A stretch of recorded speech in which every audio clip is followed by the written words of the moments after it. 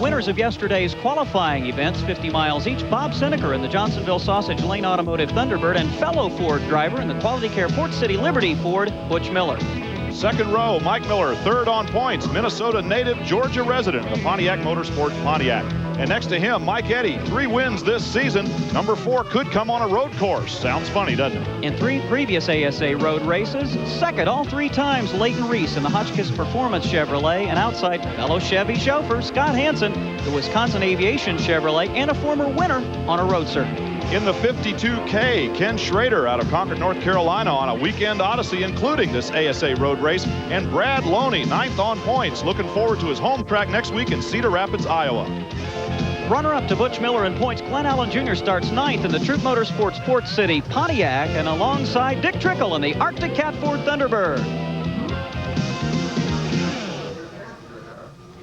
The rest of the starting grid, there's Dave Sensiba, runner-up in the rookie points there. He's outside row 7. Leading rookie Brian Reffner starts in the 10th row, and we've got a lot of interesting drivers stuck back in the back of this field. They're going to have to work their way up to the front, not the least of whom is Jay Sauter. Also deep in the pack, Chuck Hemmingson, a road racer coming ASA venturing for the first time in his career, was very strong in his qualifying race, but spun off course late in the going. Gary St. Amant, who had only 3 practice laps, lost an engine. They rebuilt one overnight to install this morning at about 6 o'clock. He'll start 31st. And Bobby Archer, road racer extraordinaire, also attempting to make his first ever ASA grid, was not here for practice or qualifying. He'll start 36th of 38 cars. We should mention that the entire starting grid was set by qualifying races. They had 2 50-mile qualifying races, 17 laps here at BIR. And the inside column of drivers was set by the first qualifying race. So Brainerd International Raceway, and we've got a drag race getting ready to go here down towards turn number 1. Green flag is down. The Pontiac Excitement 300 gets ready to go.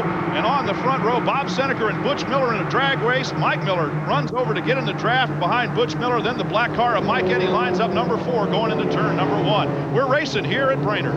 Mike Eddy was so strong yesterday in his qualifying race, finishing right on the back bumper of Butch Miller. He's already given up 2 spots. Now, Leighton Reese, the road racer, who had to come from deep in the pack yesterday in his qualifying race, already showing early strength and nearly off the racetrack over there in turn number 3. He got over there in the chatter bump. Seneker continues to lead Butch Miller, with Mike Miller hanging on to 3rd spot right now. And Bob Seneker in his qualifying race just ran off and hid from the rest of the field. They started to bring him back to 2nd place Mike Miller, but we believe that Bob Seneker in the Bluebird 84 was just easing off. An inch is as good as a mile, and he had the win wrapped up in qualifying and sits on the pole. Bob was surprisingly honest with me, Brian. I said, were you just taking it easy? He said, no, the truth is, Rob, I messed up a couple of times on the last couple of laps. He said the tire started to grease up a little bit. I wasn't as cautious as I should have been, and as a result, he was nearly caught on the next to the last lap by Jay Sauter. And it is Leighton Reese off course in the 06, and half a dozen cars go flying by, just now getting the right side tires back on the racing circuit. Rob, I gotta try to wonder, is this just jitters for Leighton Reese? I mean, this is a guy that should own this racetrack. He comes in here as the favorite guy in terms of road racing experience, been racing on road courses for 15 years, and he's the one making mistakes early in the race. And up front, the ASA regulars, Bob Seneker, Butch Miller, Mike Miller, and Mike Eddy, are driving flawlessly so far. But I think the point is that he doesn't race in ASA on a regular basis. And I think it might have been a case of jitters for Leighton Reese. He does feel that he has something to prove here this weekend, and it's still very early in the going. This may be the thing to help him get settled down. Running in 5th spot right now, the 52K. Don't adjust your sets, folks, if you think you see 2 number 52 cars out there. And here's the in-car with Scott Hansen. And Leighton Reese has brought car number 06 on pit road as Alec Pinsino spins the 93 car coming off turn number 10. No damage. There he is. He'll ride it and be back on the racetrack momentarily.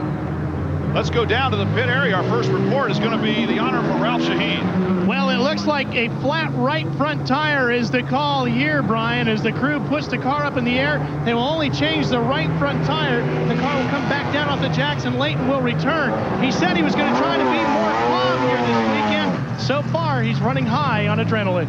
We have to think that maybe that initial little excursion into the chatter bumps out there going into 3 might have been the cause of that right front tire flat, but we'll have to wait and see.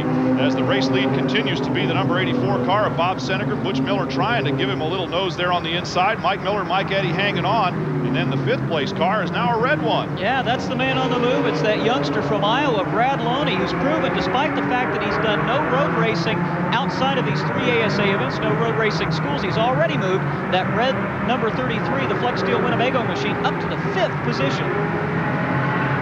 And now in 6th spot is Ken Schrader in the 52K machine. Butch Miller, remember, runs the 52, and the 52 up front there in 2nd spot right now, trying to challenge Seneca. Goes for a little bit wider line, and here's the number 10 of Tony Roper off in the dirt. Turn number 10, it looks like, I believe, several cars off in the dirt. There's the number 28 of Kent Stauffer, the Kinetic Racing Engine Flex Tech machine. Actually, that's Sam Gottwald in car number 28. I'm not sure whether Kent Stauffer was involved there or not, but Sam Gottwald is off, as well as Tony Roper, the Bad Luck Kid of 1994. You weren't with us last weekend. We ran 2 races back-to-back, a Friday night, Saturday night affair. Saturday night at Berlin Raceway, with 5 laps to go, while in 3rd position, the engine overheated and it was forced to the sidelines. It looks like another early exit. Great battles for the lead. These are 2 drivers that you normally don't expect to see lead early. Their forte is patience and persistence, but the guys right behind them now, Mike Miller and Mike Eddy, obviously those Pontiacs able to keep pace in the early going with the faster Fords, at least in terms of down the straightaway. The Fords seem to have been faster. The Fords did seem to have the drag strip advantage on the long straightaway from turn 10 down to turn number 1, and on the little stretch between 9 and 10, better acceleration in qualifying. In practice, that was the case, but you're exactly right. Pair of Pontiacs chasing a pair of Fords right now. That's the way it's running. And look at Brad Loney closing right on that front running quartet, as that Iowan is really on the move in car number 33. He ran strongly in his qualifying race, nonetheless was unhappy with the performance of the car. His PR guy invited us over to his folks' house last night. They celebrated their 40th wedding anniversary. We had dinner with him, and we just picked on Brad mercilessly. I think he may be responding to the challenges that were repeatedly issued. Here's John Freeman in the 16 Tioga Pines machine in the pits, left side going up right there. So early on, we've had some attrition, we've had some off-road excursions, and we've had some terrific racing so far, as the front runners are kind of taking it to these guys here that might have been favorites, specifically Leighton Reese in his car with a flat right front tire, and our leaders head past the start-finish line right now as we continue to look at John Freeman. Here's John Freeman. His background before coming to ASA was SCCA road racing. He has 18 career ASA starts. His best finish, not unexpectedly, 15th at Mosport back in 1992. Had hoped to really be a contender on the road courses this season. Going down the pit road right now, Chad Myers is with the number 9, Dennis Lampman. One of our first folks already out of the race, Dennis Lampman. Dennis, you had a great qualifying run yesterday. What happened to the car today? I think we had a motor let loose on us. We had some motor problems. Yesterday. In fact, the first guy that had problems with motors, one of the first, was Gary St. Amant. Dennis, of course, in his characteristic generous nature, went over to Gary and said, listen, if you need an engine, you can use my spare one. And then Dennis went out there and toasted his engine in qualifying race and obviously withdrew the offer to Gary St. Amant, who's had a second engine come up from his shop down in Minneapolis. Well, I think Ralph Shaheen is standing by with one of our rookie contenders on pit road who's also experiencing early difficulties. That would be Tracy Schuler. Tracy, what happened to you? Hearing that Tony Roper has lost his motor out on the race course. A lot of early attrition here at Brainerd International Raceway. There's Tom Jones in the number 0 car, the Felpro machine, running currently in 26th place right now. He also is carrying one of our on-board cameras in the Pace Jacks Pontiac. And there's a look out through the windshield right alongside of Tom Jones and up ahead at the car he is chasing right now. Tom Jones currently 17th in the point standings. Has not had a particularly good start to this year. Only one top 10 finish. That came at I-70 back in June. Here's looking out the side window there of the Jones car, and out the back as somebody comes up to make a move on him, the 71 car of A.J. Cooper, the Bob Morton Cooper Auto Ford. And here we are looking at Tom Jones, and we had a little closer look. He might be showing some disappointment. Another car going past him right there. Tom has not had a lot of success yet in road racing. Yet is a very good word. And this is the kind of road course, however, 3 miles in length, that a lot can happen. Well, look what's happened up front. Bob Seneca is still on the point, but who is in second place? Well, looks like Brad Loney has run the Winnebago 33 up into second spot. While we were taking a look at the rest of the field, things have changed somewhat up front as the youngster from Cedar Rapids, Iowa, already looking ahead perhaps to his race on home turf, takes over second spot, and now he's pushing Bob Seneca, and this is the move he made. He's going to the low side of Butch Miller. Butch gives him a wide berth, and Brad, I think, through probably about turn number 6 there, I think, takes over the second position. Interesting story about Brad Loney in this particular race car. Many of the drivers have been able to put together a machine specifically purpose-built for road racing that's perfectly balanced in terms of its right side and left side weight. Loney, they said last night they still were not happy with the way this car was set up, that they needed more weight on the right-hand side, and it just wasn't there. If we had a look inside the car of Brad Loney, he'd be smiling right now, running in second spot, challenging for the lead here at the Brainerd International Raceway. The Pontiac Excitement 300 is really getting hot. Now Butch Miller makes a pass back into second place. We'll continue to keep an eye on the action here on this, the runner-up spot on the racetrack right now. And a new addition to the lead pack of 6 cars is the number 56 of Brett Bell in the Wonder Bar Beverage Dispensers Redline Oil Ford Thunderbird. He has shot himself right up in there into contention, Rob Albright. In case you're wondering who Brett Bell is, he's a 29-year-old Californian who was very impressive in the qualifying race yesterday as well as in practice on Friday. Because he has only 1 start this season, was relegated to a rear of the pack start in his qualifying race, worked his way into a contending position, started mid-pack this afternoon, 12th, and is now up to 4th and challenging Brad Loney for the 3rd position. And his career best finish, he won an event during the Copper World Classic in Phoenix, Arizona back in the winter. But he's only run 1 ASA show this year, not particularly impressive. Started 29th, finished 26th. He's a talented young race driver, though, and his crew chief, Dave Taylor, says what he'd like to do is run for Rookie of the Year in ASA in 1995, and he's proving he'd be a tough guy to beat for that honor. We're going to go down on pit road, and Ralph Shaheen has cornered the crew chief of the Brad Loney car. That's Greg Manhart, Brian. Now, Greg, you're telling me that Brad's not feeling all the way up to par physically. No, he said he has something. When they first seriously get ready to make their pit stops, most of the cars probably can't go much further than that on fuel. By an amazing coincidence, we might, and I emphasize might, have some insight into Brad Loney's physical ills. As Rob mentioned before, his mom and dad, Dick and Shelley, invited us over to a little barbecue/anniversary celebration. All of us ate chicken and steak. Brad had a nice big cut of salmon. Coincidence? Well, I don't know. We have to, that may be difficult to find out. But it is the only thing he ate different from the rest of us last night. Yeah, that may be telling. And look how things have congregated at the front of this pack. Bob Seneker continues to lead, but where he and Butch Miller had begun to ease away from Brett Bell and Brad Loney, now things are tightening up. Now, we did notice yesterday that over the last 4 or 5 laps of the 17-lap race, Bob Seneker's tires began to wear more quickly than some of the other drivers. We may be seeing that at this point. Well, both of these guys ran to the front and stayed there in their qualifying races.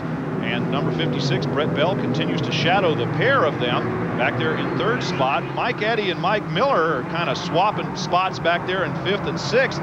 And it points out right now, I'd have to say we're setting up a situation where we have youth and enthusiasm versus age and experience, age and treachery, some might say. And we'll have to see who prevails here in this long race. We're just getting started, really. And the important part is going to come later on. Conservative driving, we heard a few guys say that might be the key today. Well, and again, it really doesn't hurt you too badly if you fall a half mile or a mile behind the leader, because we certainly will have cautions. A rule has been instituted in ASA, which we mentioned at the top of the season. There's been no cause to talk about it since then. It's called the competition yellow.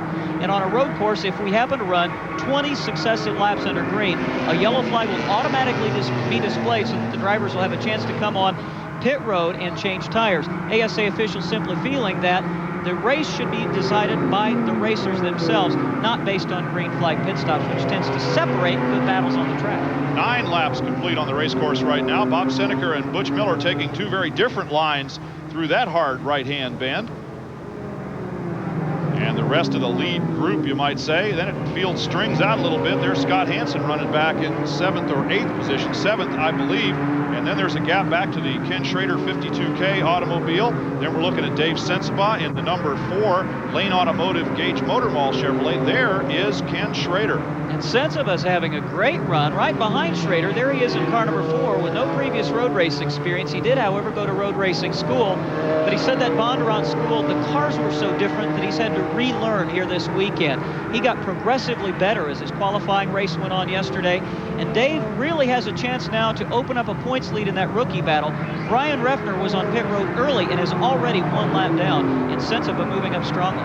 They were barely separated by 13 points in that battle for the Rookie of the Year, and this will certainly make a lot of difference for the cause, as you said, of David Sensiba. Mike Eddy off the pace. You can see him third in that string of black cars as Jay Sauter closes right behind him in car number 1. They are behind, I believe that was the 99 machine of Dick Trickle. We have been told that he may have a tire going down, and Brett Bell blasts by Butch Miller into second position. So it's now Ford's running 1, 2, 3, and that Chevy of Brad Loney hanging on tight in 4th. Well, the young California driver now takes over the number 2 spot behind the steady Bob Seneker, running up front there in the Bluebird 84, sat on the pole, took the lead, and has not relinquished it yet. But he's getting a challenge from the 56 car, who has now opened a gap on the other 3. And Glenn Allen Jr., second in points, just flashed by us here in the tower. He's on pit road. The engine sounded very badly in car number 15 as Butch Miller now settles in behind Brad Loney in the 4th position. And Mike Miller beginning to challenge in the fastest running Pontiac at this juncture. Talked to Chris Bradley, crew chief for Glenn Allen. By the way, when you see Glenn Allen's car, it's not going to be the familiar green automobile that we've seen in weeks past, but rather an all-white car with the number 15. Alec Pinsino taking another off-road excursion as the leaders go by there in a right-hand bend. That would be turn number 7, I believe, and he gets the car refired and heads through that wet grass. Traction will be a little bit of a problem for Alec Pinsino as he tries to get the 93 car back on the racetrack. Fortunately, he went off where the ground is just a little bit higher and able to get it back on course with relative ease. Anybody that goes off-road in a couple of the areas of the racetrack, specifically turn number 2 and maybe down in the turn 6 area, will liable to be sliding for a long way because it's a little swampy in a couple of spots around the Brainerd International Raceway. Almost like clockwork, we had rain here every afternoon, starting on Wednesday when many of the first teams arrived, on Thursday and Friday when we had media day, qualifying and practice and so on, and yesterday once again on Saturday, rain in the late afternoon. Today, well, no rain in the forecast, but as we said at the top of the show, that could change. I don't think they forecasted rain particularly over the last several days either. It sure showed up in a big way, though. 7-time ASA champion Mike Eddy brings the Goodwrench Pontiac on pit road with an apparent flat tire. I'm sure that either Chad or Ralph will be there to see what the problem is. They're going to the left side with the Jack. He's back out on the racetrack. Bob Seneker in the number 84 car continues to lead the Johnsonville Sausage Lane Automobile Ford, and following him the number 56 Brett Bell in the Wonder Bar Redline Oil Ford. Pair of Thunderbirds running 1-2 up front right now. Brett Bell working hard on Bob Seneker. You could see a wisp of brake smoke that time as he went through that right-hand bend, as he really would like to have that top spot. Well, Ralph, very disappointed Glenn Allen. What's the problem there? Well, you can see the crew with Chris Bradley already inside the engine bay of the car working down in there. Little Glenn, any idea what the problem is? Sitting on pit road, Bob Seneker out in front, and number 71, A.J. Cooper in the Bob Morton Enterprises Cooper Auto Ford, parked in a very bad place right now on the racetrack. As we take a look at A.J. Cooper, his bad luck continues. He had a pretty tough weekend last weekend when we had radio-only broadcasts, and now AJ's trying to find some traction. Slicks don't work too well on wet grass, Rob. Especially when you're trying to go at about a 20% uphill grade, so he's going to have to find a different line through the grass to get back on course in car number 71. Anybody that's tried to get their car unstuck in the snow or off in the mud knows exactly what A.J. Cooper's dealing with right now. He's trying to row that thing out of there, first reverse, find some traction. And we will take a cut away from the action here as Brett Bell challenged yellow there. Roger Slack, the 19-year-old flagman for the American Speed Association, waving them down. The pace car is out on the racetrack, and everybody will bunch up and line up behind the number 84 car of Bob Seneker, who is currently running in first place. And a very welcome yellow flag for a couple of drivers, namely Leighton Reese in car number 06, who came on pit road under green flag conditions, and the number 88 of Mike Eddy, who will now have an opportunity to make up about 1.5 miles the distance that they lost when we were under caution. You're taking a look at Jay Sauter in car number 1. Without a doubt, in most ASA circles, one of the most popular drivers on course. Everybody expected him to have won a couple of races by now and be challenging for the points championship. But he's got some extra weight riding on his shoulders this weekend. His car owner Chris Weiss said they simply... We got something wrong. We're down on power just a little bit. We dropped a couple of seconds. We wanted to take a look. We can't see anything wrong, but we're still down on power. You were down on power with your first engine yesterday. Same problem, maybe? I don't think so. What was the problem yesterday? Yesterday, well, I don't know, we had an internal problem with the engine. Joe said he missed a shift.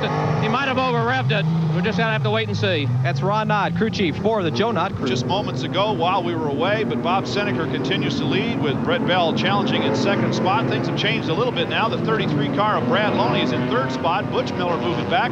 We heard he had a flat tire, a flat right front tire specifically. And in fifth spot, Dick Trickle has made a pass on Mike Miller. Obviously, Butch Miller's tire not flat, or he would have brought the machine on pit road. None of the lead lap cars came in. They all took the lead from Bob Seneker and Brett Bell running up in front. They will come in as a group when they do. Now we're under the bridge yet another time. Brad Loney continues, Brian, to work that back section of the racetrack, the left-right bends, the series of bends, much better than Butch Miller does, but Miller seems to be able to pull him out of turn 10 and down the straightaway. Let's see if he's able to get third place back this time. Meanwhile, Bob Seneker has run a flawless race from the drop of the first green flag in this Pontiac Excitement 300. And here's the drag race down the drag strip at Brainerd International Raceway. Butch Miller with the horsepower, obviously, coming past Brad Loney in the Chevrolet. And that is at just about 165 miles an hour. Butch does get third. Look at the gap that he's got as he goes through the right-hand bend. There is some banking there. And they'll now go through the short chute and head toward turn number 2, a much tighter right-hand corner. Chad Myers has a guest down on pit road. Let's go to Chad. Well, the guest is this Goodyear Eagle right here with lug holes that are way too big. Here's the problem. The lug nuts were not on tight enough. And if you go down here and look at the threads of the actual studs, completely worn off. The actual lug nuts came too loose. Now the car has been wobbling a little bit. Harold Fair has the car back in. The number 81 car is still on pit road, going many laps down. They're trying to work feverishly to get him back out there. And Harold Fair has had a difficult start to his 1994 racing season. One bright spot came last weekend, a third-place finish on the tight half-mile at Auburn in Michigan. I think we can safely discount the rumor of a flat tire, as you mentioned, Rob Albright, there on Butch Miller's car. He's still racing out there. A flat tire would be causing him a lot more problem than he's already having. Oh, we saw a little puff of something there behind the rest of the field. There's the 98 car coming through, Gordy Brunette of the Motorsports of Rice Lake Ford, and the 88 of Mike Eddy. That is 10 on a 10 scale of problems right there. I'll tell you, that's as much smoke as I've seen coming from the back end of a race car. Mike has already had one engine grenade this season, something that you don't expect to see from that Goodwrench HRE Pontiac. And we could have used that last night at the dinner as we battled mosquitoes all evening. Well, the mosquitoes are pretty bad here at Brainerd, but I don't think they've hired Mike Eddy to take care of the insects. He's got a big problem in that number 88, and he's heading off the racetrack right now. Let's take a little bit of a look. We saw the puff there behind the field. Let's have a look at what happened. Here's Mike Eddy. Mike Eddy was racing with Bobby Archer in the blue and yellow car number 2. He had already dropped well off the pace, and you can see he's on the rumble strips down there, and simply no way to keep the car going. Now, we will take a look to see if he's dumped any oil on the racetrack. We may have yet another full course caution. Well, it looked like what he might have done there is he might have downshifted, over-revved the engine. I'm guessing, obviously, Chad and Ralph, one or the other, will have an opportunity to get to the bottom of the problems for Mike Eddy. 3 victories this season. Win number 4 on a road course, not today. And he's in a very precarious position right in the middle of turn number 9. And if another driver would slide even the slightest bit out of the racing groove, he could be in serious trouble. Well, he's pulled off. Actually, that is an little access road. And here is the racetrack to the right side. So Mike Eddy has pulled off the racetrack. But and there's now Archer goes off course in the 2 car. Bobby Archer has taken over the driving chores just for 2 road races for the Jim Daly Justice Brothers car number 2. Earlier in the season, as you mentioned, it was Brian Reevely behind the wheel. They're not sure what they're going to do for the remainder of the year, but that's a very competitive car. Ralph, what's going on pit road? Can you update us perhaps on Mike Eddy's problems? Well, maybe Howard. Track in Auburn, Michigan, dominating the race. Didn't have an especially good race last Saturday night, finishing 9th at Berlin. On board briefly there with Tom Jones and the number 0 Felpro machine. Here's a look out through the windshield as he negotiates a right-hand turn. There's the chatter bumps on the right. There's the tunnel, or the bridge, we should say. That's turn number 9 as they head down towards turn 10, the final corner on the racetrack, past all the RVs and campers there who are lined up along that short straight. And here is turn number 10. And watch Tom Jones as he hugs the chatter bumps on the right side, then uses up most, if not all, the racetrack on the left side and heads down the drag strip. They exit turn number 10 at about 60 miles an hour, so they're already in pretty good tempo coming off that corner in about 2nd gear. And they bang through the box, ultimately ending up in 4th. And some drivers use the clutch, others do not. Those that do utilize the clutch, it's kind of felt like they are probably less taxing on their equipment. Not sure how Tom gets it done. He's currently shown in 24th position, hanging on to the lead lap, but a couple of laps ago, the power plant didn't sound especially good in that Fel-Pro Pontiac. Keeps his foot in it through turn number 1, eases out just a little bit in turn 2, and then heads towards the hard right-hand turn number 3 that begins the backstretch S's section of this Brainerd International Raceway. Again, it's through a right-hander. Relatively flat. You can hear the engine at rather low RPMs, and apparently Gordy Brunette has encountered something, probably another race car. The number 98 machine is damaged on both the left front corner as well as the right front section of that race car. He's still motoring around the course. There he is right behind Gary St. Amant's car number 7 and right in front of Bobby Archer. Talked to Gordy Brunette, and I was asking him how he thought he would do. He said, well, you might be seeing a lot of me off in the dirt. And, well, we'll see if we can find out just what happened to Gordy Brunette. There's Bobby Archer. Looks like Brunette got into the back of Archer there. Archer goes off in the dirt. Gordy stays on the pavement. And, well, there's a lot of these little golden gophers that live in this part of the racetrack over there. And I was telling Gordy, now, don't you be over there terrorizing those gophers because they're not going to like that very much. And he said, no, I'm going to try to leave the gophers alone. Well, I guess Archer was the one. And look out, gophers. It did appear that maybe Bobby Archer had closed on a slower car and had to get hard on the brakes, and that's what happened to Brunette. He simply didn't have enough time or room to make a stop. Jay Sauter continues his march toward the front in car number 1 at KC Motorsports Pontiac as he's worked past the Chevrolet of Brad Loney and into, I believe, 4th position. Loney has now dropped to 5th, sits right in front of Dick Trickle's car number 99 in the 18 machine of Mike Miller, and Butch Miller may have a problem in car number 52, a lot of smoke. Well, that might have been a little bit of fuel fit. No, that's smoke. Forget about it. I was about to conjecture because normally the fuel overflow on these cars is on the left side of the car where they put the gas in and they have the overflow, but they've moved a lot of them to the right because the car's making more right-hand turns, had fuel spilling out, but that is a smoke problem. Let's go down to Ralph. He's got more. Valve cover gasket, gentlemen. That is the problem for Butch Miller. The number 52 Quality Care Ford is going to try and get it around the racetrack at least until he can get his crew organized. The biggest problem here is that the hot pit lane is a long ways away from the garages here at Brainerd, so the crew had to run all the way back to get a valve cover gasket. They're hoping they can time this perfectly. We'll try and cover the change for you when he gets to his pit stall. Butch Miller entering pit road right there as the leaders head past the start-finish line out on the racetrack, and we're going to see some pretty exciting action here in the Butch Miller pit. So, Brian, you take your car to the garage and you say, I need a valve cover gasket. How long does it take them? Well, probably about a week and a half. It's always on back order. Right. They're going to try to do this now in a minute and a half and keep Butch Miller on the lead lap. Ralph? Okay, they have the hood up and the crew is going to work trying to see on which side most of the smoke is coming from. And it looks like the right side is where the majority of the smoke is. Butch has now shut the car off. Still looking for the crew to come running with the new gasket. They're going to put the hood back down now, maybe send him back out while they wait. We'll have to get a word with Gary Showalter. He fires it back up.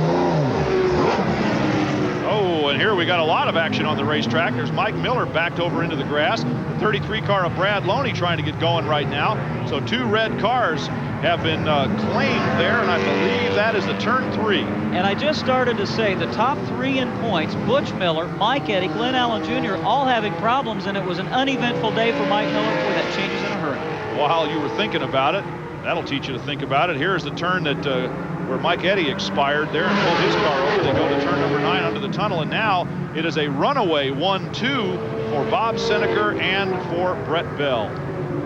Interestingly, Brett Bell's crew chief is Dave Taylor, who turned the wrenches for Glenn Allen Jr. in 1993. Here's a look at what happened back there to the 33 and the 18 car. They're behind number 1, Jay Sauter. And it looks like Brad Loney may have gotten a little hard into the corner. Taps Jay Sauter. They spin.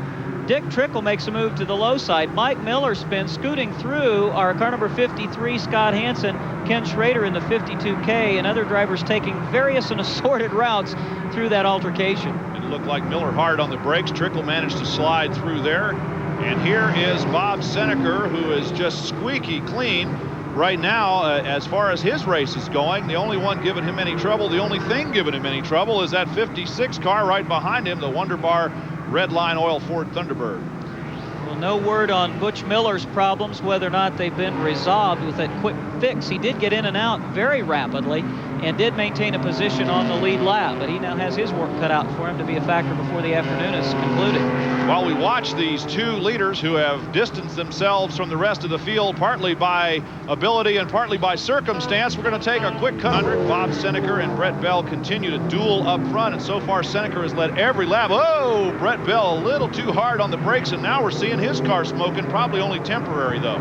I think that was just a brake situation. He was hard on the binders coming through turn number 10, trying to narrow that gap. Seneker had eased out just before we went to break to about a 10 or 15 car length advantage, and now Brett is reeling him in again. Seneker continues to lead. Brett Bell continues to challenge. These two guys putting on a heck of a race up front. A lot of activity and action throughout the entire field here today, not the least of which has been going on down in the pits as well. A pair of Thunderbirds running 1-2. Here's Gordy Brunette with an aerodynamically disadvantaged automobile. We saw the altercation that caused that. And down in the pits, Chad Myers has more.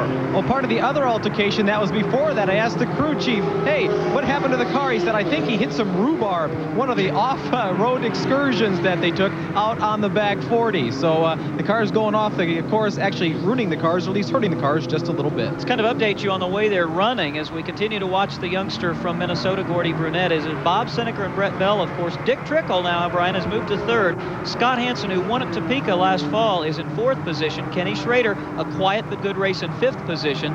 Sixth is now Leighton Reese. Remember, he made a green flag stop early. In seventh is rookie Dave Sensiva, just having a fabulous afternoon. Eighth is Chuck Hemmingson, who's making his first ever ASA start. Ninth is Jay Sauter after the spin. 10th, Steve Holzhausen. And then the rest of the top 15, Brad Loney, Mike Miller, Gary St. Amant, and Bobby Archer. The two leaders, as they have been for several laps right now. Bob Seneker in the number 84 car. We understand Dick Trickle complaining about oil on his windshield out there to his crews. Well, I wonder if that's oil that he picked up when he was racing behind Butch Miller. I think that's a distinct possibility. Brett Bell's tires are not going to last very long if he keeps braking as hard as he does there into turn number 10. He smoked him for the last two times we've seen him come in there as he continues his push after Bob Seneker. There's the number 3 car, Dick Trickle back there, complaining, as we mentioned, of oil on his windshield. Scott Hansen just coming out of turn number 10 ahead of another white car, and there is the red and blue stripe on the white car of Ken Schrader, the 52K machine. And right behind Schrader was Dave Sensiva, yet another white car. Then it's the black, red, and green Pontiac of Jay Sauter. There's a look out through the windshield of the number 53 car of Scott Hansen as he goes into the high-speed turn number 1. And here's a look out the back at the car there of 06 of Leighton Reese. Scott has had a pretty uneventful afternoon, and we expected him to be a contender for the win today. Started in 6th position, has pretty much been there most of the day. Up front, Brett Bell continues to push Bob Seneker. Seneker admitting that his tires started to get greasy running hard as he did yesterday in the 17-lap qualifying race. But so far, he has run a lot more smooth looking anyway than Brett Bell in that red 56. Brett continues to surprise this afternoon. Again, the young man from California that intends to run for Rookie of the Year in 1995, or at least that's what the pit side chatter says. He's only making his second American Speed Association appearance this year. He was with us in Denver for the inaugural event, not only at that racetrack, but of our 1994 season. Here's a look at the two of them in that hard right-hand turn number 3 that begins the S's section. And Bob Seneker, well, we said flawless. Not quite. He's doing a little bit of agricultural modification over there on the left side of turn number 3. But turn 4 is a hard enough left-hander. By staying on the bottom of the racetrack, he was able to maintain his lead. We're going down to Chad Myers once more. He's as busy as anybody. This time he's with A.J. Cooper, the 71 driver. AJ, you're standing on the side. You're not on the track. What happened?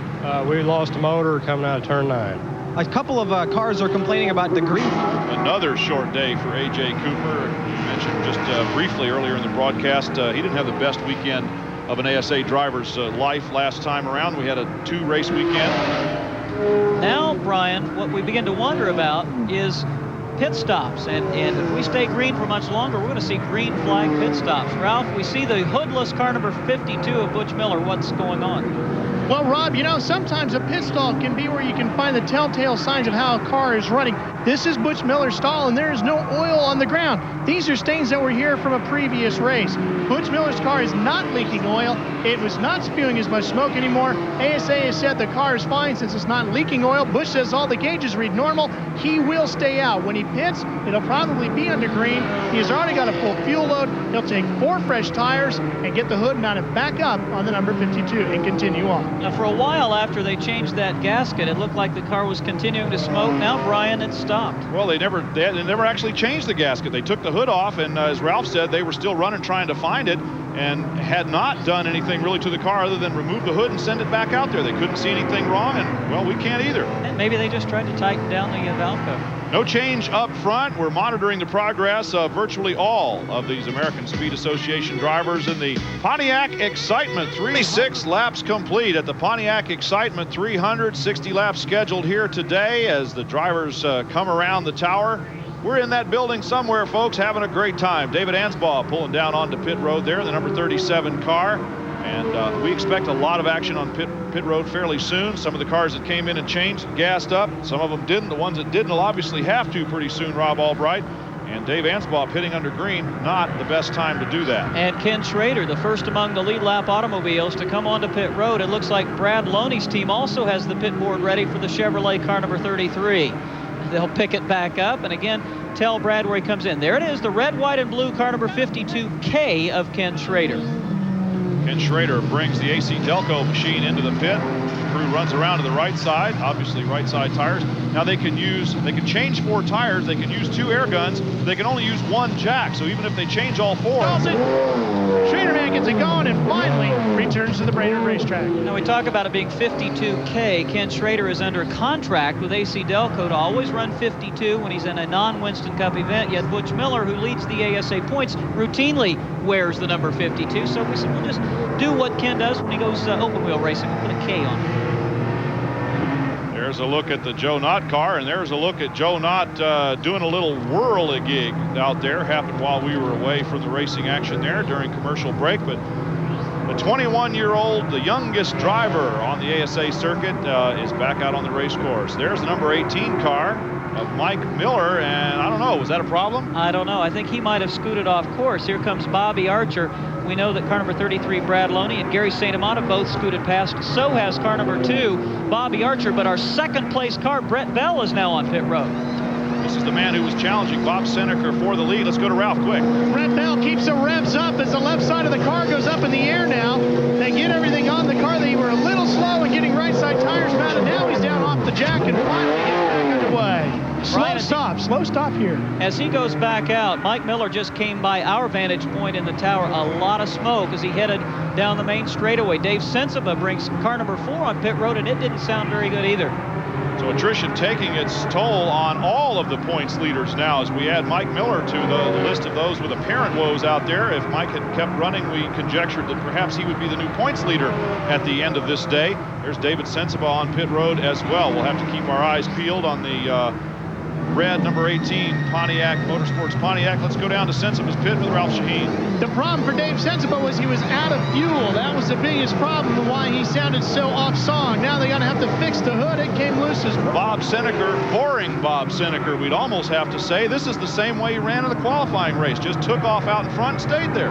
What's so interesting, this being the 4th ASA event ever contested on a road course, the first 3 of them, the ringers came in from the outside, the road racing veterans. It has not taken these ASA stars long to get acclimated to road racing. Now, Bob, we understand, did run back in, like 1968 or 69 at Watkins Glen, where he finished in an open competition stock car race, second to Joe Ruttman. But that's a long way to try to remember how to heel and toe and brake and shift. But he's figured it out again in a hurry. Well, one of the most experienced drivers in the entire American Speed Association, Bob Seneca in the number 84 Bluebird automobile. Understand that there is an additional incentive for Bob to win, in addition to the winner's share of the purse, which is $10,000, an $8,000 contingency bonus from Ford Motor Company. Dick Cossett of Lehman's Garage, who's actively involved in promotion here at Brainerd, as well as our race at the Minnesota State Fair, will pay the pole sitter an additional $2,000 bonus. Bob sat on the pole. He's got a shot at a very, very nice payday. Bob also went to driver's school to get a little bit of extra help in learning how to get around right and left turn race courses. And the question, I guess, for Bob Seneker then is, did school help? Yeah, because I've only run off the course twice here so far in practice. Normally I run off a whole lot more than that. I'm really comfortable here right now.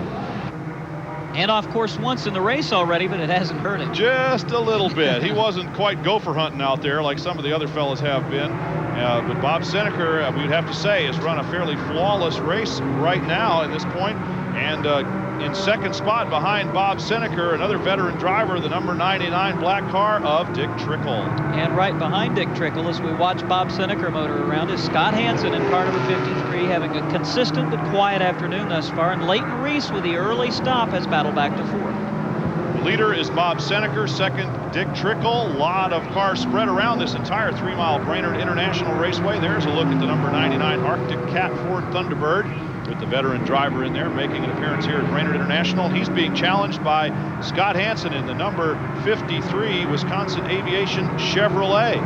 Dick's a very busy man. In addition to his Winston Cup schedule, he's a test driver for the IROC Series cars on occasion. Yeah, Scott got a little bit out of shape trying to take over that second position, I think. Trickle, of course, a two-time ASA champion back in the 80s. And records indicate that he's won well over 1,000 career features, and that ranks him as the winningest driver in stock car racing history. Dick Trickle in second spot, Scott Hansen challenging for third place. Up front is still Bob Seneker in the 84, trying to win from the pole. We're going to cut away from the racing action here. 29 laps in the book, 31 Excitement 300. The number 84 Bluebird of Bob Seneker picked up the halfway challenge. He did it while he was on pit road.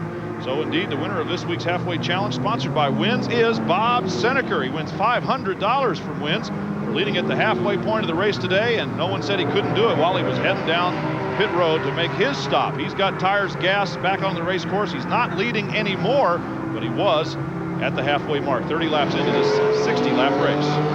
Bob Seneker needs a win in the worst way. He struggled through some very difficult times over the latter part of the 1993 season and again in 1994. Crashed at Topeka in practice, didn't make the show, and came back to show that he knows how to get around the road course by earning the pole here this weekend, and has led every lap thus far this afternoon.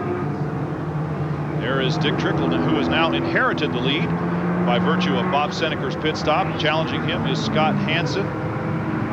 And here is the mid-race recap. The leader at halfway, we already mentioned, was Bob Seneker, who led from the pole, from the first green flag. We only went under caution one time, and that was for a pair of laps, during which a number of drivers elected to come in. The ones that didn't are now having to do it under green because that flag has stayed out there for a while. And if you looked at that graphic and you just turned us on TNN, you'd say, boy, what a boring race, but it has been anything but boring. There's been a lot of excitement. All four of the drivers at the top of the points chase, Butch Miller, Glenn Allen Jr., Mike Miller, and Mike Eddy, have had early problems. Mike Eddy and Glenn Allen Jr. are already out of the race.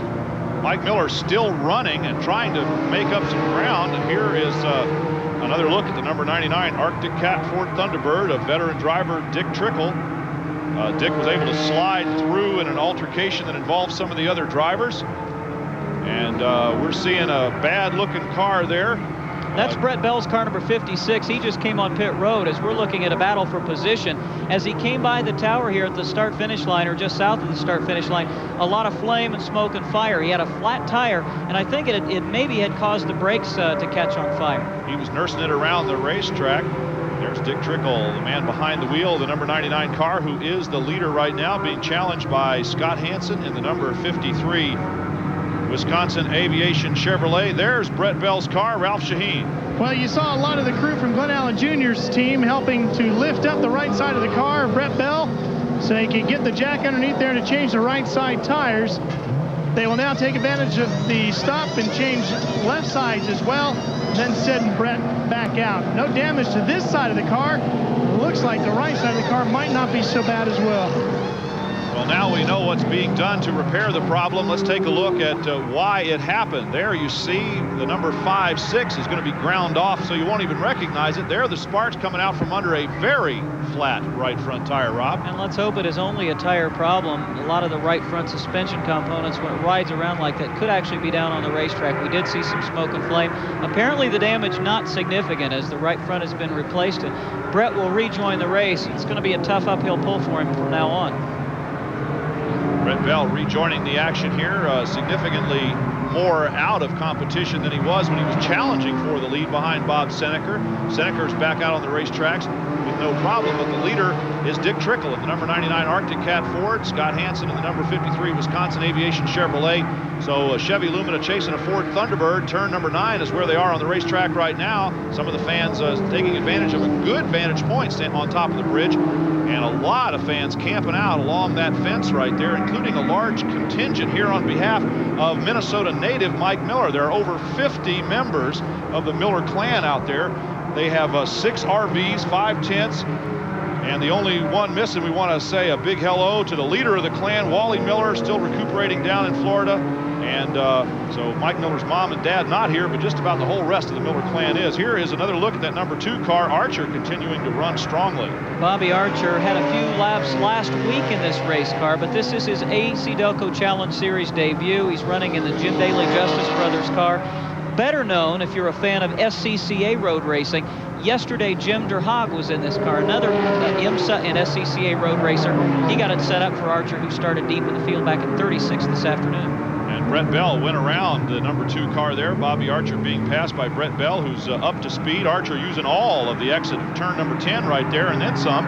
And now the drag race down the drag strip here at Brainerd Raceway, heading towards turn number 1. Archer in 8th place right now. And as easily as he accelerates past Brett Bell, or it appeared that he was going to pass Brett Bell, Brett's car is not working as well as it was when he was running in second. Now, just as I said that, as they go into turn number 1, suddenly Bell found some acceleration. Again, is it that very strong Ford power plant? I don't know, but you watched him come off turn number 10, and Archer had actually pulled up alongside Brett. Archer's got some damage to the very low end of the spoiler there, as Bob Seneker has picked up where he left off, finding his way around the racetrack in a perfectly clean and undamaged number 84. Bob Seneker due for a turn of good luck here in the American Speed Association Championship season for 1994.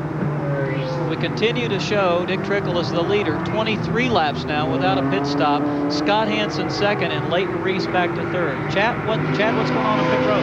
Well, Bob Seneker came in just a couple laps ago. The reason why he did is because as soon as he found out that Dave Sensiba actually lost the gas, couldn't pick up the gas any longer, he said, hey, we may be very close to, let's come in. Here's another part. We're going to the competition yellow. Now Bob Seneker doesn't have to come in, but every other car probably will. Bob will have the lead after this yellow, guarantee it.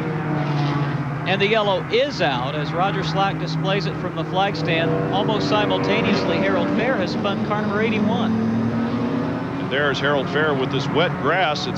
Traction is a problem getting started again, but it's really a problem when your inertia carries you across that wet grass. The car slides a long, long way. There's the competition yellow out right there. Roger Slack waving it. Everybody will slow down. And Bob Seneker, well, he made a decision not to stop early. Then he did under green, but now the yellow comes out after he decided not to stop. And as we just heard Chad Meyer say, it appears as though he will re-inherit the lead. It'll be interesting to see how they sort out when they come on pit road. The pace car, of course, will pick up the leader, who has been Dick Trickle in car number 99.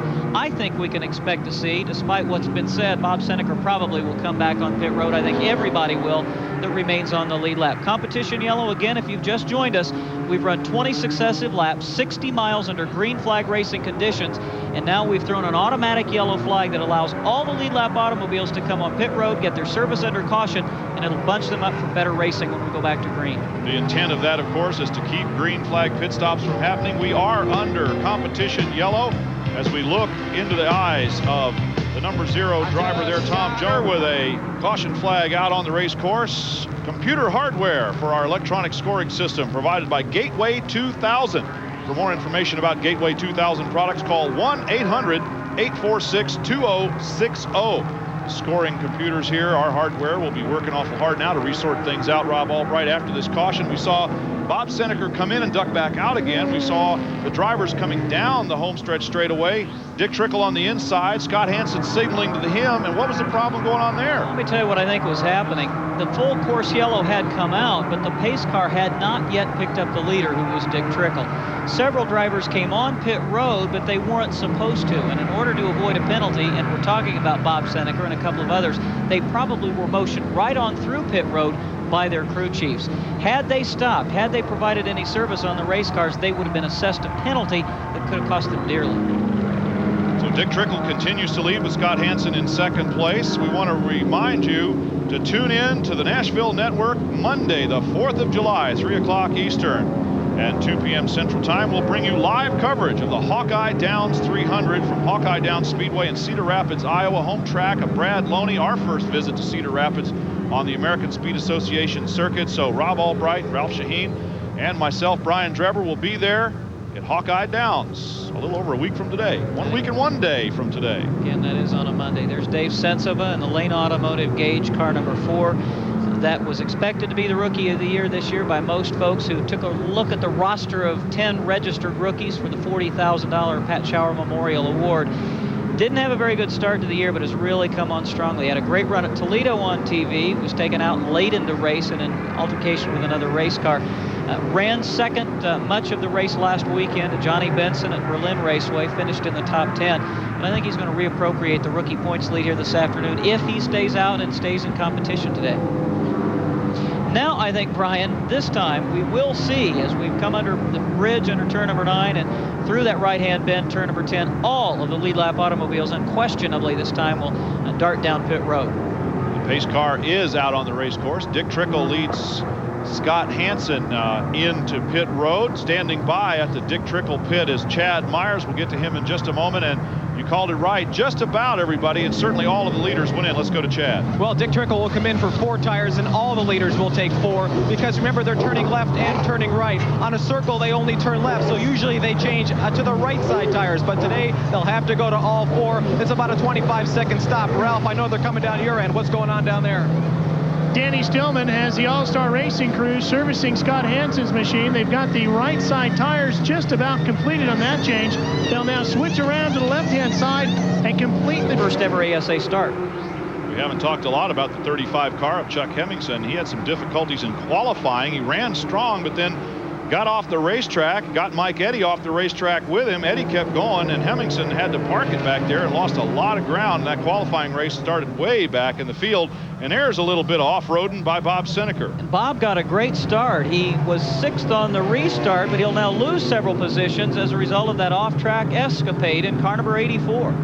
They're running up front once again is the Wonder Bar car, the Wonder Bar Redline Oil Ford, and there is some damage to the number 16 car of John Freeman. Apparently he got off the road, flat front tire, tore up the right side of the car, and looks like John Freeman has some troubles here. It's been a rough weekend for John. Had a rear end fail in that car yesterday, and he'll just cruise around the racetrack hoping to coax it back on pit road.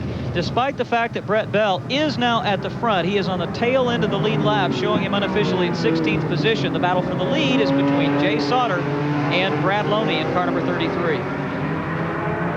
Jay Sauter up front right now in the number 1, running number 1, and we're going to go once again down to Ralph Shaheen. Mike Jaffe is Jay's crew chief. Now, Mike, can you... Pontiac out in the lead until the last lap. I'm just going to crawl under the pit cart and close my eyes. This crew has been feeling a lot of pressure to win, gentlemen, and today would be a great day for them to finally claim a victory here in 1994. The rest of the crews up and down pit lane all feel the same way. They can't go the distance. We heard Chad Myers at the top of the show talking about Jay Sauter, talking with Jay Sauter, but the thing about Jay is that we're concerned about, he over-revved the engine. It hit 9,400 RPMs on the tachometer, and they had to replace the valve springs. He broke a rocker arm, and that probably is the big concern. Chad Myers has another update on the situation for Bob Seneker. I tell you what, Rob Albright, I will give you the Guru of the Race Award, because Bob Seneker did come in on that last bit, but not for new tires, but for a splash of gas. They have covered the gas up, they've covered the tires up, they're not coming in again. Chad Myers working pit road there with Ralph Shaheen, and Well, he has uncovered a little tidbit of information for us there, so we can assume safely, I guess, that Bob Seneker's not coming in. They've covered him up there to, well, maybe hide him. They don't need him anymore, maybe just to keep him out of the sun, because the sun sure is shining. Keeping our fingers crossed. And I like this Chad Myers. I know this is his TV debut, but anybody that calls me a guru, he needs to come back, race after race. Actually, folks, he's a television weatherman, and so he's the guy that we count on to prognosticate the weather for us out there. He keeps an eye on that. Normally, he works with the American Racing Network radio coverage, and we stole him away from the radio guys this weekend, and I think we're going to keep him. But his bride, Sandy, is patrolling pit road, and she is an investigative reporter in Columbus, Ohio, so a very talented on-air family.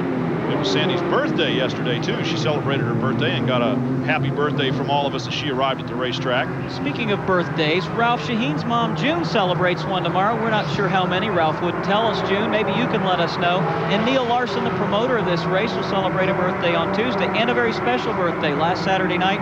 Ramey Conley, daughter of Dr. Yale Conley, who runs in the top 15 here this afternoon, was born to Dr. Yale Conley and his wife, Carmen. She's at home taking care of 4 of the little guys. Now that's emergency room surgeon. That's right. Yale Conley. He corrected. We called him a doctor, and of course most of you, and certainly we, wouldn't begin to know that there was any real semantic difference between a doctor and a surgeon, but he says all of his colleagues gave him a hard time about that when he got back and said, please guys, I'm a surgeon. And believe me, he doesn't have an ego. He's got 0 ego. He didn't care, but he didn't want the harassment at the hospital. And finally, his daughter was born. After 2 weeks of announcing the imminent birth, we finally can get on with our lives and get on with this race here as Brett Bell desperately trying to hold off Jay Sauter and not go back down a lap. He is, as we said before, on the tail end of the lead lap. He is the front of the parade, but he is actually the back of the lead lap cars. Jay Sauter in the #1 car causing some Pontiac excitement here right now this weekend. And also there, number 33, Brad Loney running in second spot there. He had some troubles, moved to the back of the field in the Winnebago Flex Steel Chevrolet, but he's back into it again. And then in third spot, the Pontiac Motorsports Pontiac of Mike Miller with his huge contingent of fans and family here today. A Minnesota native who is, as they said, he is Minnesota's Benedict Arnold, moved down to Georgia. Moved his business down to Georgia, and then his successful businesses were sold, and he kind of decided, well, after spending 10 years or so away from racing, he'd come back last year, and this year he's come back with his own team, running third in this race right now, and could be, as we said earlier, and then dismiss the possibility, our new points leader if he keeps running strong. Brian, what do you think? I mean, we saw Jay Sauter and Brad Loney, Mike Miller coming in at around lap 30 or so they've got tires that are about 5 laps older than maybe Bob Seneker, Scott Hansen, and Butch Miller. Is that going to cost them as the laps wind down? Well, every time I try to guess something and act like I'm smart, of course, I'm the new guy here, I end up being dumb as a post about all this stuff. But I'd rather it be you than me. That's why I'm asking. Didn't we agree to leave the crew chief to the crew chiefs down there, and all we can do is guess up here? Jay Sauter has now gone around Brett Bell, and we're going to go once again to Ralph Shaheen, who we count on for real good information. Yeah, well, at least I can fake it every now and then. Let me update you a little bit on these tires. Goodyear, who is the only supplier of tires to the AC-Delco Challenge Series, brought a harder compound tire to Brainerd this year. Most of the teams felt the tire we had here last year was just a little too soft in the compound. Most of the crew chiefs have found that over a course of a long period out on the track, the tires will stay consistent and will produce quality, consistent lap times over a long distance run. So we shouldn't see anybody really struggling with tires if they're only 5 or 6 laps difference. What the drivers said yesterday after their 17-lap qualifying races was that after about 15 laps, they begin to grease up. That means they get real hot, the surface gets extremely sticky, and it's hard to get a bite. Now we're riding with Scott Hansen in car number 53. Scott's still in contention for the win. Most of the lead lap cars have worked their way past Brett Bell. Scott needs to get around him quickly if he's to challenge. Scott Hansen running an 8th spot right there, playing a little bit of tag with the red car number 7, I believe that was, of Gary. I'm not sure exactly who he came around. That was Brett Bell's car number 56, finally putting him a lap down. And Brett Bell actually has marched pretty seriously back through the field right now after trying to stay away from going a lap down. I believe you're exactly right. That was Brett Bell's car. Now we look out the back across the trunk lid, and we're looking back at the 52K of Ken Schrader. Ken was extremely strong in the qualifying race yesterday, up until the last 4 or 5 laps, then began to fade. Still in the hunt here this afternoon, but he's got to hustle. There you're looking at the 4th and 5th place cars. That's Leighton Reese in car number 06, Chuck Hemmingson in the Phillips 66 car number 35, the Lampland Racing team that has seen short track veteran Steve Carlson behind the wheel on several ovals. But Hemmingson making a very impressive debut. His racing experience, though, on road courses has been confined pretty much to show stock machines, Brian. But I think just the fact that he's done a lot of road racing, once he's gotten acclimated to the higher speeds of the ASA cars, he's got it dialed in. Let's go down to Chad Myers once more. He's in the pit of the Bluebird car. All the best laid plans go to waste here because they lost an axle on the Bluebird, number 84 there. You look inside the hole right in here. Let me put my finger in there without getting a hole in it. They're actually putting a new half shaft in the axle right inside. Now they're pushing it in right into the differential. So all that talk about not coming in again, well, that's all for naught. What a disappointment for Bob Seneca. Last year was the first time in his ASA career that he had finished out of the top 10 in points. He had just after last weekend, Brian, worked his way back into the top 10 this year and seemed primed for a win. He was so confident all weekend long. Deja vu all over again. Yeah, or something like that. Here's the top 10. Jay Sauter leads as we continue to watch the work continue on Bob Seneca's car. Brad Loney hanging on to second position, but he's now losing touch with Jay Sauter. Mike Miller runs third. The 06 car of Leighton Reese is fourth. Chuck Hemmingson fifth. Gary St. Amant having a good run sixth. Rounding out the top 10, Scott Hansen, Butch Miller, Dick Trickle, and Bobby Archer. Looks like Leighton Reese has made his way and split those two red cars, so he now sits third behind Brad Loney and ahead of Mike Miller, while, as you said, Jay Sauter in the KC Motorsports Chevrolet is trying to run away here. He's definitely opened some ground, and young Brad Loney is the guy trying to chase him with Leighton Reese behind. If Reese is able to get around Loney, now there's a guy that could mount a serious charge on this racetrack with a healthy car, and there he goes. Without a doubt. We saw him go off the racetrack early, but he has shown a lot of restraint since that point in time, and it's paying off for him. We understand that Brett Bell is without brakes in car number 56. We talked about that car going down with the cut tire, and I think he probably did the damage then. Rear brakes are the problem for the number 56 car, so he is not totally without brakes. By the way, when we get that shot of turn number 3, the red car that's parked over there is the number 28 of Sam Gottwald from Minnesota in the Pepsi Yarman Ford Uncommon Ford Thunderbird. He's been parked over there for quite a while, so if you see a red car sitting inside turn number 3, that's who it is. And now Leighton Reese mounting the charge as we see a little bit of dust in the background there, going after the leader, number 1, Jay Sauter from West Salem, Wisconsin. And you used the expression deja vu all over again. Well, we saw that here last year as it was Leighton Reese and Jimmy Spencer and Jay Sauter that were battling for the win when Sauter went off track, headed for an apparent second place finish. And Bob Seneca's car has been repaired, at least enough to get him back on the racetrack, but at least one lap off the pace. Try to get your axle fixed that quick at home if you break one. Bob Seneca's crew has gotten the Johnsonville Sausage Ford Thunderbird back out on the racetrack. We'll try to update you real quick on just exactly what position he's racing in right now. Jay Sauter, it's deceptive on this long shot down that 1 mile straightaway. They actually land airplanes here. They had some private planes come in for media day a couple of days ago, landed them right here on the drag strip home stretch. It's a mile from turn 10 down to turn number 1. That's where Jay Sauter is right now. Yeah, are you leaving something out about that story? You know, the dragonfly that you caught out of the corner of your eye that you thought the plane was going to land on your head? I'll tell you, my eyes were big as coffee saucers. I'll try to relate that story real quick. I was getting ready to cross the track. The PA announcer said, let's leave the track clear for just a few more moments. We got one more airplane coming in, and out of the corner of my eye, I spotted one of the dragonflies that are so prolific around here that feed on the mosquitoes, by the way. And just for an instant, thought it was an airplane, slammed on the brakes, and my heart almost stopped. Yeah. That was a special moment for me, anyway. Forever. It's Jay Sauter leading this race, Brian, but that lead has dwindled now to about 3 or 4 car lengths, and Leighton Reese is, I think, not going to be denied for too long. Well, Leighton Reese, everybody was looking at him as being one of the guys to really pay attention to here on this race course. Last year, of course, he won the pole and then had some problems and couldn't finish.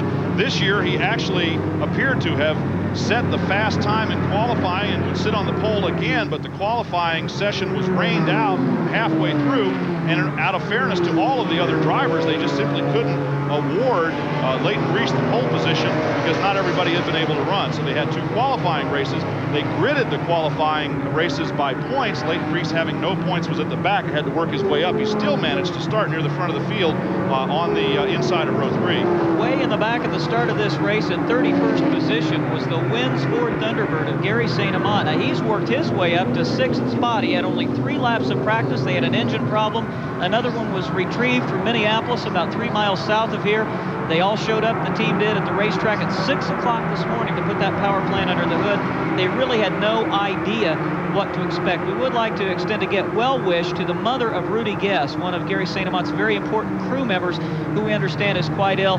And I'm sure if she's able to watch this race today, she'd love to see her team doing extremely well. Gary hanging on tough in 6th position, and we've had a change in the top spot. And there goes Leighton Reese right around. I think maybe that was not to be denied, as this road racing expert has now put a move on Jay Sauter to take the lead away. The question is, will his car stay healthy, and will Leighton Reese be able to continue the masterful driving job with a healthy machine? Of course, everybody down on pit road in his particular pit has got their fingers crossed for just that. Jay Sauter now is forced to race from behind. Maybe not such a bad situation. Leighton Reese was 10th on the restart with just about 4 laps ago, and look how quickly he's worked his way up to and around Jay Sauter. And what we may see is Sauter able to stay with him. Oftentimes once a driver gives up the lead, it just enhances his desire, and Jay is challenging right back. We've been taking a look throughout this race at the number 56 car of Brett Bell. Flat tires seem to be the problem. Is that right, Ralph? That's it, Brian. You know, there's a lot of gravel and stuff around the edges of this racetrack, and if you dip a wheel when running aggressively on this road circuit, you pick up a lot of debris and can cut a tire, and that is what has been the problem here. Again, Brett Bell dipping right side tires and cutting down the right rear. Leighton Reese not able to shake Jay Sauter, and the Hotchkiss Engineering Chevrolet 06 running out front right now. Sauter doing a good job of keeping it close. Here's the drag race down the straightaway between turns 10 and 1. And running in 3rd spot there, dueling it out, is the number 33 car of Brad Loney and the number 18 Pontiac Motorsports Pontiac of Mike Miller, side by side behind the 2 leaders. And I have to wonder, Brian, if Brad Loney isn't feeling the effects of that stomach virus that had plagued him at the start of this race. We watched the drivers climb out of their cars yesterday after 17 laps, 51 miles, less than a third of the distance of this one. And they looked like they'd run 300 laps on a half-mile oval. I think Brad Loney is probably just feeling some ill effects. In our search for insight into this racetrack, we asked Leighton Reese, who would be the acknowledged master, at least going in, just what the hairiest part of the racetrack was here at Brainerd. And this is what he had to say. Well, it depends. If everything's working right on my car, I can get through turn 1 with my foot flat to the floor about 4 times a weekend. That's about it. Turn 9 under the bridge is pretty spooky. I bumped the wall there yesterday in the first qualifying session, but turn 2 is also a white knuckler. So this track has plenty of high-speed corners. Leighton Reese in the Hotchkiss Engineering Chevrolet trying to break away from the field here, chased by Jay Sauter and King of the Brainerd International Raceway. And, well, looks like the King is firmly on the throne right now. Jay Sauter in the number 1 car chasing him. In 3rd spot is Mike Miller in the 18. Now we had, there is Brad Loney in his car. Looks like he has slipped back to 5th place behind the Ken Schrader 52K car there. And Ralph Shaheen has a little more word on just what this stomach ill might have been on Brad Loney's part. Well, we'll check with his crew chief, Craig Manhart. Some question about Brad's physical well-being. Is he holding up? Yeah, he says he's feeling fine. H&W Winnebago Chevrolet, the tires are going away a little bit. That's why we're losing a couple positions. We're hoping for a yellow. There you have it. Again, we mentioned dinner last night for the guests of Dick and Shelley Whitted at their 40th anniversary little bash there. We were fortunate enough to have been invited. All of us ate chicken and steak, except for Brad Loney, who had a big salmon, a big slab of salmon in front of him. We thought that might have been the problem. Apparently it's gone away, and now it's his tires that are going away, Rob Albright. Brad Loney, as you see, his best finish this year, equaling a career best 3rd. He accomplished that previously in his rookie season at Anderson on a high-banked quarter mile. Now proving that he's got the mettle to race with the best on the road courses as well, though he is fading in the late going here. Was running 2nd on the restart and now begins to pedal backwards just a little bit. Brad did have older tires than most of the other cars that were in this lead 5. That's Chuck Hemmingson in the number 35 car out of West Des Moines, Iowa, in the Phillips 66 Trop Arctic Chevrolet, trying to be the next one to claim the number 33 car. There is the 99 of Dick Trickle back in the fray. Taking a good look at a lot of the race cars out there. Butch Miller had some major problems early in the race. And, well, correct me if I'm wrong, isn't that the Liberty Ford Thunderbird of Butch Miller? Yeah, it is, and he's being shown right now in the 8th position on the racetrack. There's the other 52, the 52K of Ken Schrader, and you and I had a little bit of discussion about this when we were off the air. And Schrader is, in fact, running in 4th position, and it looks like he may be closing on Mike Miller and Jay Sauter. No less amazing. These drivers, some of these veteran drivers are really something. Their patience and the ability of these crews to get these guys back out on the racetrack. What appeared to have been a near terminal problem for the 52, the regular 52 Thunderbird of Butch Miller.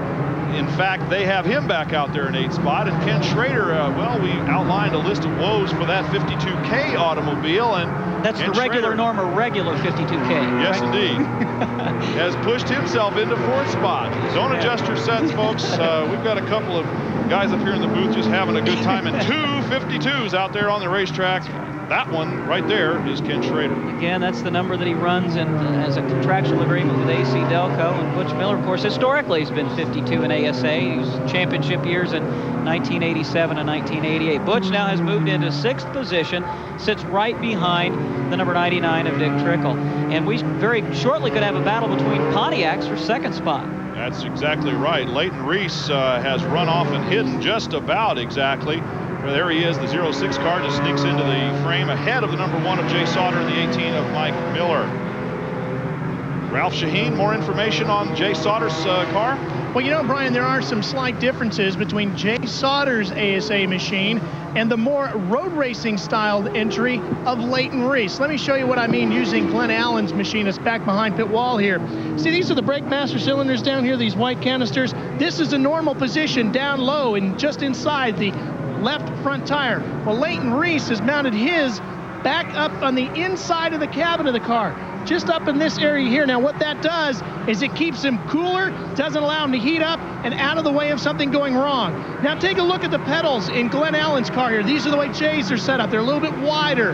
Leighton has moved his closer together. More of a road racing style allows him to heel and toe much better and get through the corners. And the steering wheel, see how much bigger Glenn Allen Jr.'s wheel is, just like Jay Sauter's. Leighton Reese going with the more small diameter road racing wheel style. Brian, wasn't that an interesting pass? It looked like Jay Sauter knew Mike Miller had a faster car in that portion of the race course and literally took a higher line to give Mike a shot at 2nd spot. Now Mike Miller is in 2nd place. Leighton Reese way down the straightaway there as they come around this corner. That is the turn 3. There's the 28 car of Sam Gottwald parked in there, letting us know exactly what turn we're at. Mike Miller in 2nd spot.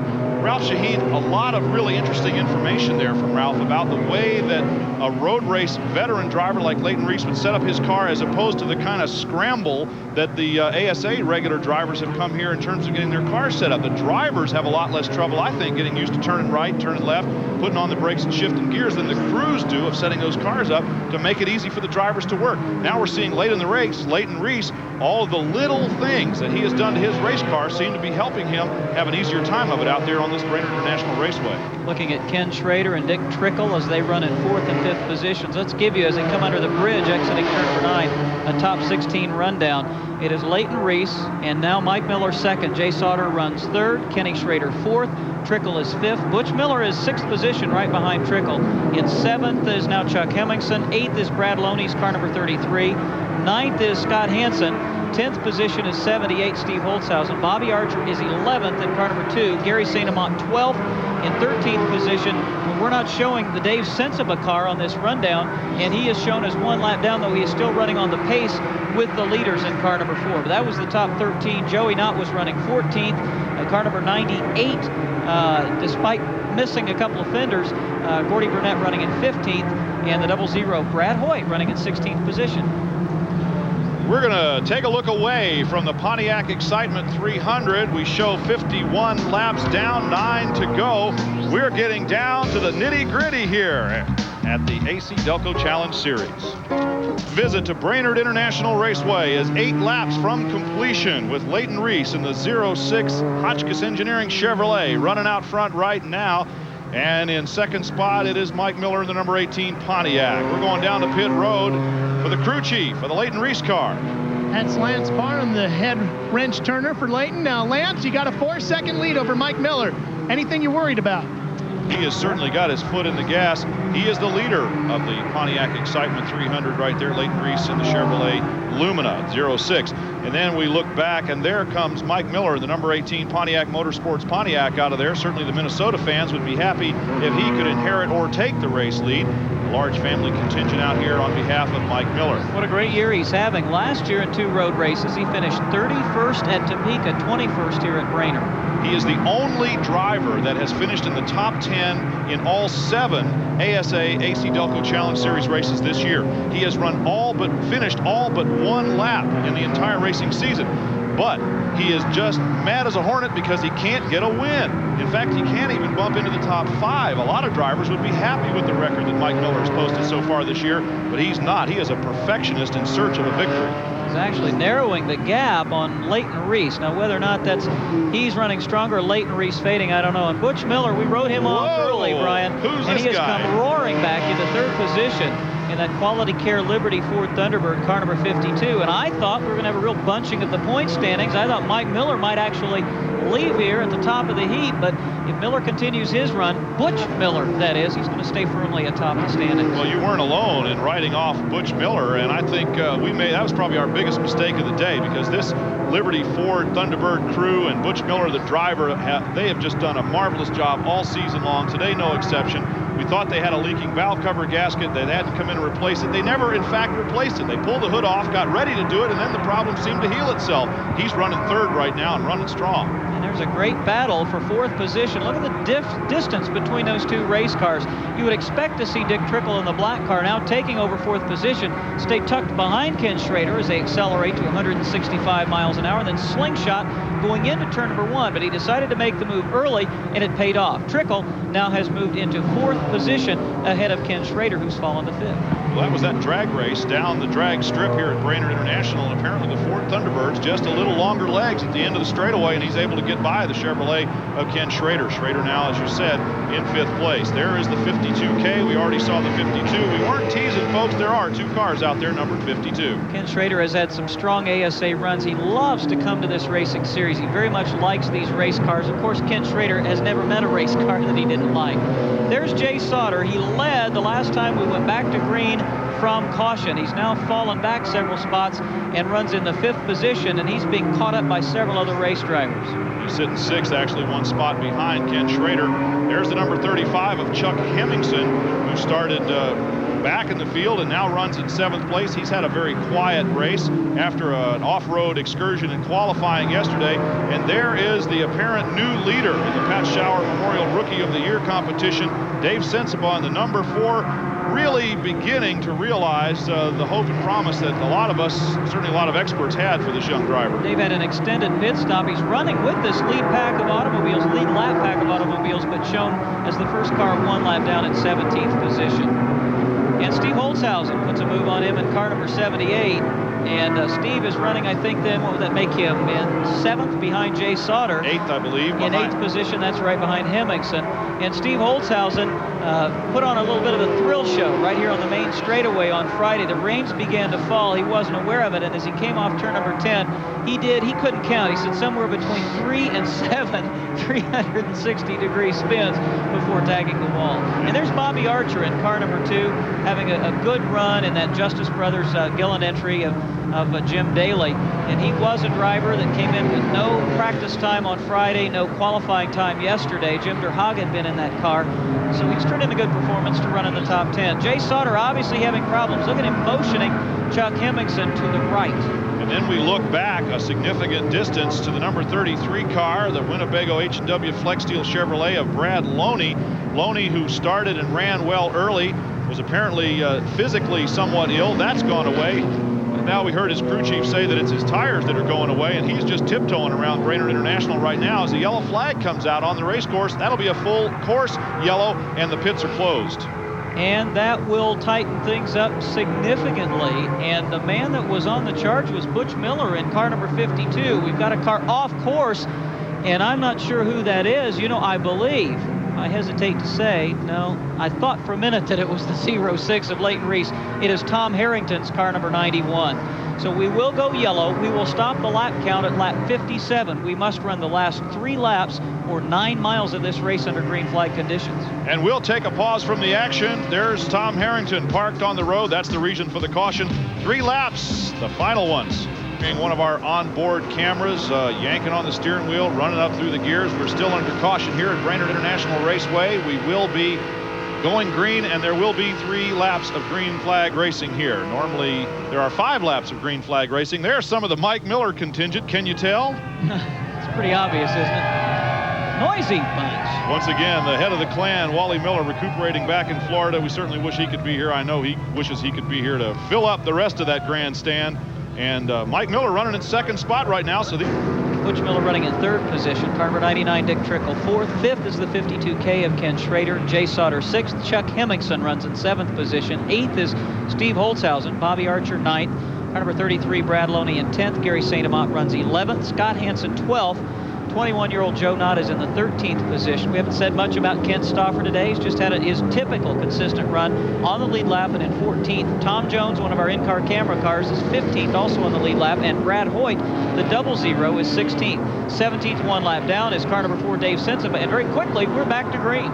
Pace car is pulled off the racetrack, and there you see it off to the right of your screen. Now the drag race down the straightaway is going to provide some very interesting opportunities here, because we got 2 Fords in 3rd and 4th place. Well, make that 2 Fords drag racing down the left side of your screen, and now they're in first place. And right alongside Leighton Reese on the inside goes the 52 Ford Thunderbird of Butch Miller. He won the drag race down there, but now let's see if he can hold on in the turns. Leighton on the high side, I think, had a stronger run through turn number 1. We've seen that from him all weekend. We did expect Butch Miller to challenge for 2nd position, but look at Mike Miller, apparently not as quick on the button in car number 18, or perhaps not as good at gearing for an acceleration run. He's dropped all the way from 2nd back to 4th. Now he's going to have to race with these guys through the turn. Leighton Reese is going to try to hold off the Ford Thunderbirds. There's Dick Trickle, old friends with Mike Miller right there, and well, that wasn't a friendly thing to do. It wasn't. It looked like he sawed the front end off the red Pontiac. These 2 guys know each other extremely well. They're pitted right next to each other, or garaged, I should say, next to each other prior to going out on the racetrack here and on pit road. But Dick Trickle and Mike Miller, a couple of very experienced drivers. Ask no quarter, give none for those guys, running 3rd and 4th now behind, well, Leighton Reese. We expected him to be up front. There he is. Butch Miller has come back from near death, I would have to say, to run in 2nd spot. Amazing job by the 52 driver and crew. They go down through turn number 7, a right-hand bend. If Butch Miller can stay close as they come off turn 10 under the bridge, turn 9, now down the short stretch, and shortly they'll come by our vantage point here at the head of the straightaway. Can Butch, Brian, do you think, get a run off turn 10 and lead again down into the 1st corner? There's Alec Pinsino off the track right now, and he has been there a couple of times today. This is really when things get a little bit nervous. We're going to go down on pit road to Chad Myers. He's got a report on the guys who are not in the race. You know what? You expect pit road to be empty when it's green, but you don't expect the pits to be empty when it's green. The whole pit's 4 right in a row right here, already gone, already to the trailer. This is a race of attrition, guys. A lot of drivers watching the race as spectators as Butch Miller takes the lead away from Leighton Reese. A very surprising development here, and it looks like Butch Miller's Ford Thunderbird not only running strong on the straightaways, but being driven around pretty good by the guy behind the wheel. Could history be repeating itself for Leighton Reese as he slides very high off turn number 2, trying to catch Butch Miller? In 3 previous road races, he's finished in exactly the position in which he now finds himself, and it does look like Butch has got fresher tires. Ralph, what's going on out there? Rob, most of the teams will tell you a lot of it has to do with the 750 size carburetor and the Ford engine that gives them all the horsepower down this big straightaway. The teams will tell you the Ford engine has real good grunt in the low end and in the middle range of the motor. So by the time they get to the far end of this long drag strip, there is some real big terminal velocity going on in the Ford teams, and that is why Butch Miller was able to overtake Leighton Reese. But he's also doing it, Brian, through the back section of the racetrack. He's easing away from Leighton now through the corners. Leighton has to fight hard to try to play catch-up. Butch is just able to drive very smoothly through the turns, and Alec Pinsino spinning again. and again in car number 93. Well, as a former race car driver, Rob Albright, you know that low end and mid-range power is important when there are a lot of turns, and that seems to be what Butch Miller is using to his advantage. In addition, I would have to say, to his unbelievable driving ability. The crew has put him back in the race. Butch Miller has put them right back in the hunt to stay on top of the point standings and pick up victory number 3 for 1994. It remains to be seen. 1 lap to go in the Pontiac Excitement 300, and excitement is what we have for you. Butch Miller has some breathing room, and it looks like Leighton Reese also has a slight cushion over Dick Trickle. But Butch cannot afford to make a mistake. He's not a guy prone to making mistakes, but I don't believe, unless I'm wrong, that Butch Miller has ever won a road race. This could be his first career victory on a road circuit, a driver who's literally won hundreds of times in his illustrious short track career. Well, we can count on Leighton Reese to force the issue with Butch Miller and hope for a mistake to be able to retake the lead. Meanwhile, right back there, the 2 veteran drivers and friends, Dick Trickle and Mike Miller, going at it. Little puff of dust there as one of those guys drops a wheel in the dirt, but no harm done. And Butch Miller continues to lead Leighton Reese, with Dick Trickle and Mike Miller running 3rd and 4th. Everybody else pretty much out of the picture, and unless these guys make a mistake, only Ken Schrader perhaps could take advantage.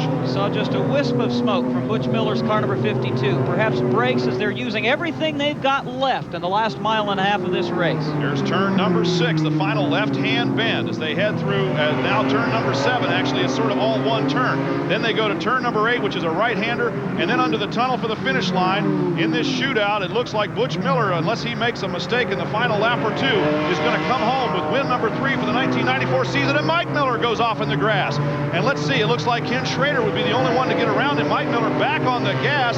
There goes Jay Sauter by, and another one. Mike Miller lost a lot of spots in the final lap of the race, but Butch Miller is going to take home the win here today, it appears. 1 turn to go, and then a straight run for the checkered flag. Through turn number 10 and past the announce tower that we're sitting in, listening and watching this race from. Butch Miller just a couple hundred yards to go, and it's going to be a Ford winning the Pontiac Excitement 300.